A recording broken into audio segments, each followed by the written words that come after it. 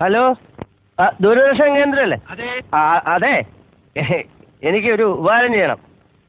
ഇന്ന് വൈകിട്ട് 8 മണിക്ക് ടി വിയിലൊരു പെൺകുട്ടി ഒരു പാട്ട് പാടിയില്ലേ? ശ്യാമ മേഘമേ വാ യദുകുല. അതെ, രാധിക.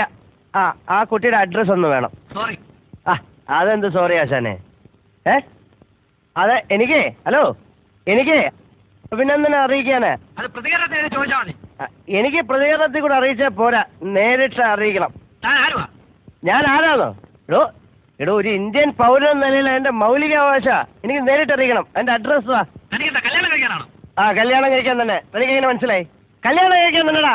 എടോ താൻ കൂടുതൽ വായൊന്നും അടിക്കണ്ട. താൻ ആ പരിപാടി ഇടയ്ക്ക് കട്ടായ പോയതിനെ കുറിച്ച് എന്ത് പറയുന്നു? ഞാൻ ആരാണോ? ഞാൻ നിന്റെ തൊണ്ട.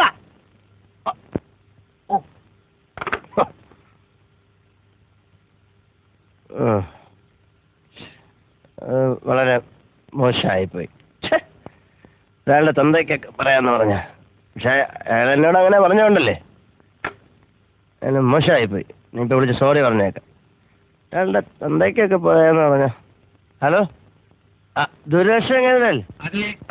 ഇപ്പോഴേ ഒരാൾ വിളിച്ച് തന്റെ തന്തയ്ക്ക് പറഞ്ഞില്ലേ? അത് ആരാണെന്ന് തനിക്ക് അറിയാം? ഞാനോ? ഞാൻ തന്നെ തന്തയ്ക്ക് വിളിച്ച ആള്. ഞാൻ നിന്റെ തന്തയാടാ, തന്ത. അയ്യോ, ഒരാളുടെ തന്തയ്ക്ക് പറഞ്ഞു. എന്തൊരാശ്വാസം.